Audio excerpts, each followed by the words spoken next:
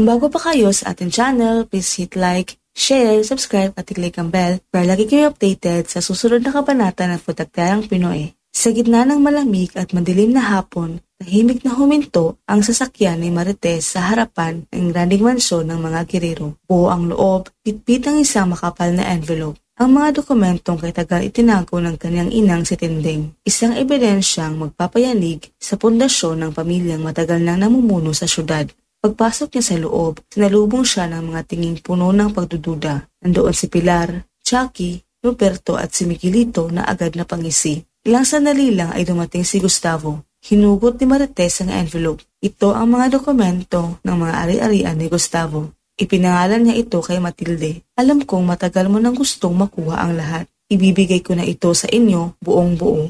Nagkatinginan ang mga girero. Gulat, nagtatanong. Pero may kapalit. Patuloy ni Marites. Nanginginig ang boses. Tigilan niyo na si Tanggol. Tigilan niyo na ang patayan. Napangisi si Miguelito at sabay sabing may panguuyam. Paano napasok si Tanggol sa usapang ito? Tahimik si Marites. Lumapit siya kay Miguelito. Tumingin sa mata nito at walang alinlangan na sinabi ang katotohanan. Anak ko si Tanggol. Anak ko siya kay Ramon. Isang katahimikang parang bomba ang sumabog sa loob ng mansyon. Nalaki ang kanilang mga mata. Nagulat sa revelasyon ni Marites. Nagbago ang anyo ni Miguelito. Mula sa pang-aalipusta, napuno ito ng pagkalito at galit. Nagalit si Miguelito. Sinungaling ka, umalis ka rito. Galit niyang tugon. Ngunit napayo ko na lamang si Marites. Habang lumuluha, anak ko yung taong gusto niyong patayin. Kadugo niyo siya, kapamilya. Itigil niyo na ang patayan, dagdag pa nito. Kasabay nito, sa isang masukal na bahagi ng lungsod, nagkakagulo sa putukan. Patuloy ang engkwentro ng kampo ni Tanggol laban sa mga tauhan ni Coronel Romero. Sa gitna ng gulo, nag-iisa si Fatimang tumatakbo para sa kanyang buhay. Ngunit nahuli siya ni Coronel Romero at ginawang panangga laban kay Tanggol. Hawak niya ang baril sa sentido ni Fatima. Ibaba mo ang baril mo. Kung ayaw mong pumutok ang utak ng babaeng ito, malamig at walang puso niya sabi. Sumigaw si Tanggol, huwag mo siyang idamay. Ngunit si Fatima, kahit nanginginig at umiiyak, nakuha pa ring magsalita. Tanggol, huwag kang magpadala. Huwag mo akong iligtas. Iligtas mo ang bayan. Mas kailangan kanila. Kailangan mo matalo ang mga girero, dagdag pa niya. Lalong nagitngit si Coronel Romero. Ihagis mo ang baril mo, sigaw niya.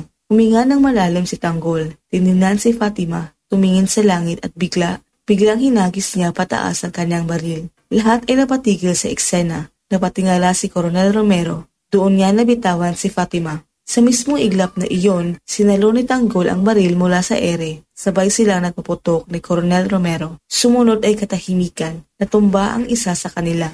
Ang isa naman, nananatiling nakatayo. Hawak pa rin ng baril pero nanginginig, hindi gumagalaw. Ang tanong, sino sa kanila ang tinamaan? Sa bawat pamilya, may mga lihim na kay tagal nang nakakubli sa katahimikan. Mga lihim na kapag inilantad, maaaring magpagaling o magpasimula ng panibagong sukat gaya ng ginawa ni Marites. Sa pagharap niya sa pamilyang girero, hindi siya nagdala ng armas, hindi katotohanan. Hindi siya humingi ng hustisya para sa sarili, kundi para sa anak na matagal nang inari ng mundo bilang kaaway. Anak ko si Tanggol, isang simpleng katotohanan, ngunit kay bigat. Sa salitang iyon, nabasag ang huwad na katahimikan. Nabuksan ang sugat ng pagkakanulo at sumambulat ang tanong, kailan nagiging tama ang pagpatay kung katugo mo na pala ang pinapatay mo? Samantala, sa kabilang dako, isang lalaking handang isuko ang sarili upang iligtas ang bayan ang muling umarap sa kamatayan. Sa harap ng baril at banta, mas pinili ni Tanggol ang kabayanihan kaysa kaligtasan. Isang baril ang umikot sa hangin, isang simbolong nagtatanong, sino ang karapat-dapat mabuhay?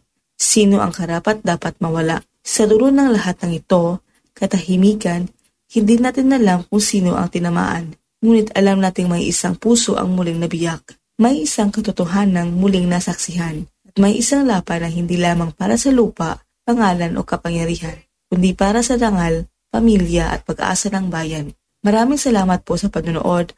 Huwag kalimutang mag-like, share at mag-subscribe at i-click ang bell para hindi niyo ma-miss ang susunod na kabanata ng FPJ's Ang Batang Quiapo. Maraming salamat po at makita-kita ulit tayo sa susunod na kwento.